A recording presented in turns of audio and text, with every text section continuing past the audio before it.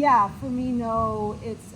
I don't want to carry more weight than I'm carrying. For my cross country kit, I have to fly an extra small glider, and I still carry 3 liters of dirt to fly that glider. So Yikes. to fly, I fly mostly cross country. I would have to carry a ridiculous amount of ballast. It just, the math doesn't really work out, and I'm not willing to ask my frame, my bones, to carry what it would take to fly like a small Zeno or something, or even just a medium small. Like there's no way I'm gonna ask my body to do that. That's my personal decision.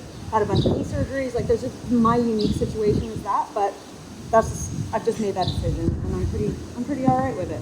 I think it's a very individual, what your health situation is, what your body is, what your priorities are. I have played around with flying medium small many times, still might at some point, because I wouldn't have to ballast a ton. One of the reasons that I'm unlikely to fly an Enzo is I don't think that sounds very fun or safe, even without like knee problems or anything like that. I'm like, God, do I want to land with that? Do I want to try to launch with that if I can't be agile? Is it worth it to me for what my goals are? But to go to a medium small, if I went to a sub-style harness, the protection on that got a little bit better. It's like, okay, I could justify carrying another 4 kg of ballast, but not 10 or more than I'm carrying. Hats off to the people that do. That's both impressive and scary, but I think it's a very important individual. Like, how much do you go to the gym? How much, are you prepared for that? What type of flying do you do? Yeah, yep. Can you talk about where you put your ballast and how, where's the best place to get a good center of gravity when you're flying? I like to put mine as much as I can under my seat, and if it doesn't fit, which that's very true, I have to start breaking it up. And so I'll put a lot under my seat. I'll put some in my backpack, and I'll put some more in my Flight deck. Flight deck. I try to disperse it evenly. I've also found water bags can be tricky. You got to get the air out of them, or they slosh. You can feel it kind of moving around underneath you. Have you tried a vest? I don't need the vest to fly my bigger kit because I fly a big harness. For hike and fly, it doesn't get me anything because I have to carry it uphill. But I think vests are, if you really need that much weight, vests I think at they're least the great. closest you can to just being a bigger frame. But I would say wherever you put your ballast too, hang in a simulator with it, because changing that on the fly will definitely change how that harness feels and not be very comfortable. So whatever your system is, hang in it.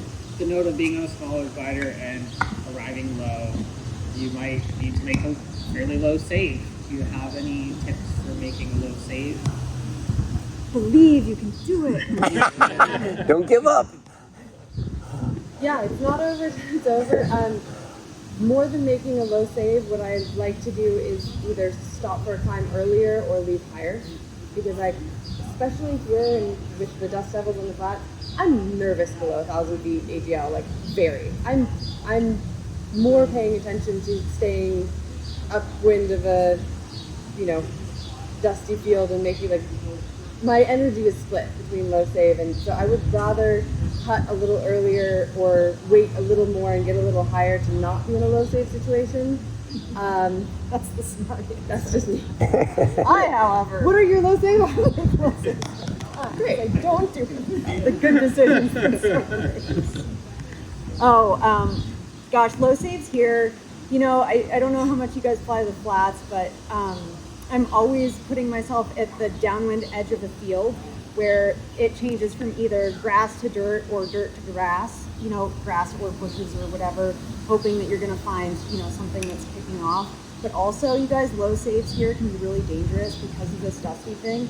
So I give myself an altitude of okay, I can try to find a low save to here, and then I scrap it. I will say after a certain, amount of feet, there's no more trying. I don't care if I hit really strong lift. It's landing mode time. You need to look, out for all these things and screw the low save. So there is a point when you just need to bail on it and have a safe landing. Don't be thinking, right off the deck. Sometimes it does happen, but I think it's more important to focus on a safe landing here because the dusty picks up, right in front of you, and you're thinking you're going to turn, and it could be. How high is that period? It's going to depend on the day. It's going to depend on a lot of different things, but it's having that time, that cutoff time when you're like, okay, we need to go to landing. Now it's just find safe landing. Maybe you're finding sink. Maybe it's time to just get your butt on the ground and be done with it. And what the wind's doing. Like I've had a thermal that I've come into fairly low with other pilots, just like after the rim, and that thermal is drifting really hard over towards like the power lines or towards fields that I would not want to be landing in. And there's a trade-off there too of like, am I willing to take this? Some people were. For me, I was like, I'm not willing to leave that field because I'm already in that threshold. So it depends on how windy it is, what's downwind of you. Also, yeah. Just getting back to the where do you like to be on the weight range?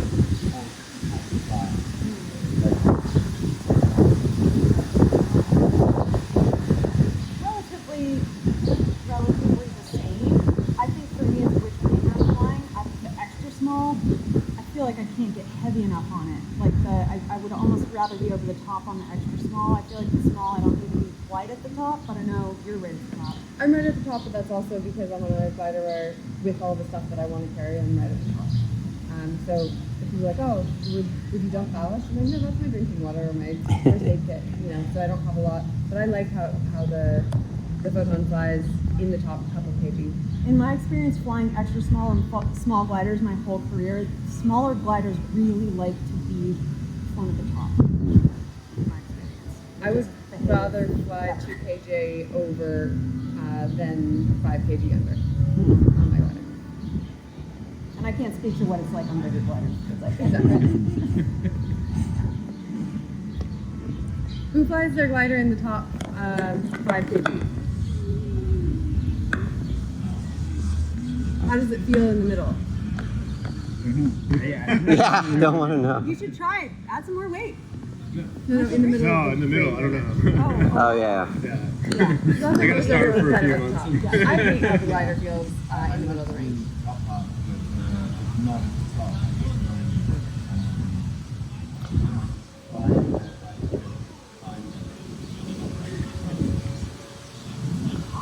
I think it's fine. Whatever feels like good to you. You're the one that has to pilot it all day.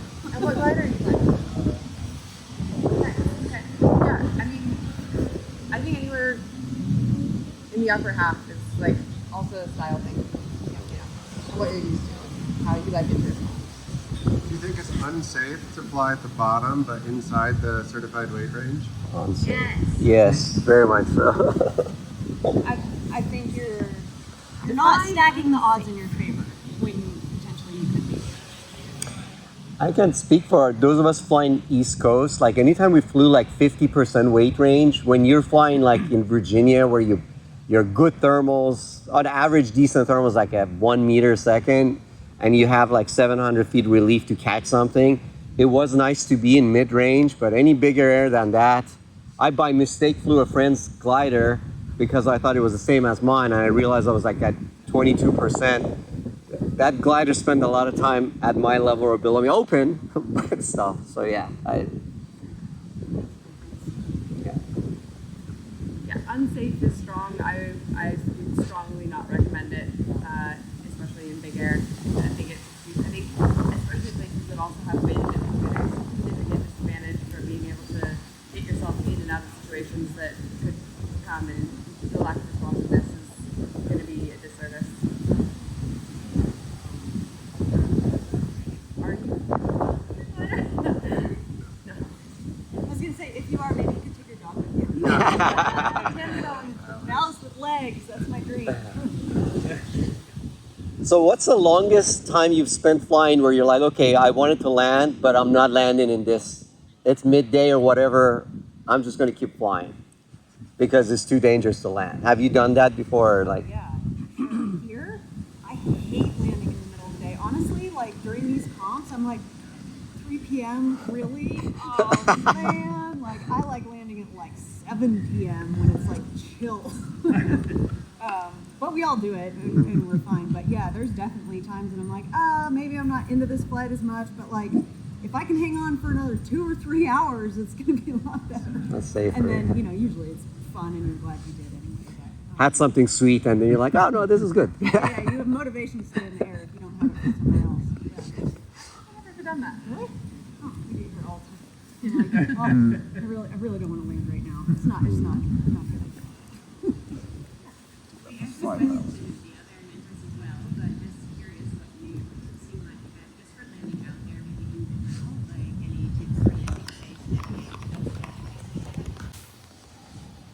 I mean, you started with it. I mean, I try very hard to make sure that I have the silty, dusty field in front of me. Yeah. Not landing. I get very nervous if I'm landing in sagebrush. If I'm over a bunch of sagebrush, I will be like, okay, well that's the next dusty field. Really focusing on active piloting all the way to the ground. If it's windy, I might put one toe out and then keep speed bar as an option, making sure that I don't have obstacles, that like I don't want power lines downwind of me, and setting up, you know, so that if I did have trouble disabling my glider, I've got some runway behind me to start handling that. Having that landing mode be super mentally focused of piloting all the way to the ground. Sometimes in really active air, I'm like, the ground's gonna come when it comes. It's windy and it's really active, and I'm just like, I'm paying attention to keeping my wing open. Like, if it's open and I'm upwind, the ground will come and it'll be okay. I'm out of my harness, I'm ready. Like, sometimes I'm more focused on that than like, okay, hope, you know, there it is. Not to not look down, but. Yeah, and also around here, it's not over when your feet hit the ground. Are you guys all like really well versed on how to disable your glider in a lot of wind? Because I use it all the time here. And sometimes it's just a thermal that you're landing in. It's like isolated wind, and then you're packing up and it goes totally calm and you're like, how was that?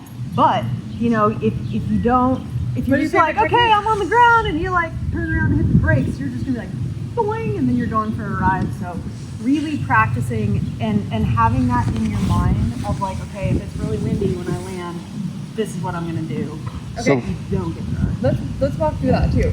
So it's really windy and you just touched down. What is one of the first things you're gonna do? Yeah, there's several techniques. I want to hear what you guys do. I want to 3-liner, so I'm on my C's, turn around on my C string. But then I landed out on Sunday, and I had to wait for like, it felt like 5 minutes, but it probably was 30 seconds. But I had to stand there like that with my C's until the breeze was on. And was it just like doing this on the ground? All over the place. It was like five with my wing on YouTube and my fingers kind of. Yeah, but you weren't getting drugged, so good on you. That's good. Great. So you landed, you didn't pull brakes, you were on your feet. How did you turn around? Like, I kind of gripped, so when I turned, I grabbed one of the seats already as I was turning, and sneaked my feet around the wall. cool. What other techniques? I do the same thing, but I try to turn in the direction where my glider's not going to be right in the wind.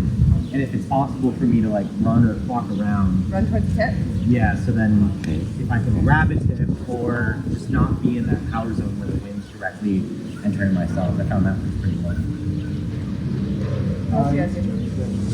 I try to load the glider as soon as I touch down, so touch the back already, grab the bar, and then pull the brake. Rear risers. So still facing the. Yeah, well, I'm still facing forward. Yard your brakes in and turn around and start running towards your glider as you're taking more wraps on the brakes.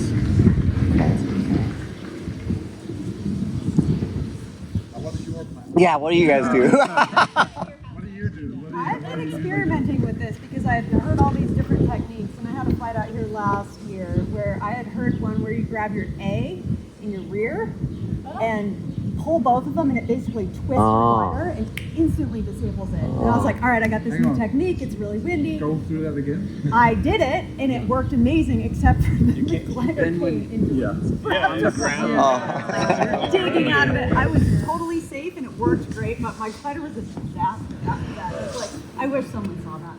How far up the A's did you grab? You just grab anywhere? I mean, probably right at the malleon, so I could Gotcha, really pull, okay. But sometimes pulling on the rears, you can get flosses before you can get around. It depends on strength. I love what you said about loading the glider with bending your knees. It's like if I'm kiting in high wind, I'm like, I'm like almost on the because what I want is as I not flaring, but having a chance to put my hands up and get ready, and in that unloading, I'm thinking, sometimes you try to turn and you're starting to pull, you're getting guarded, but if like as you land, you immediately sink down, so you have that unloading. Sound to that. Time to turn, so you're not just like, and I'm turning. And you're put off your feet. So yeah, I really like the bend knees and be really ready for that, and not let it get behind you first. Yeah, a bunch of different Good ways. question. Thank you. Woohoo!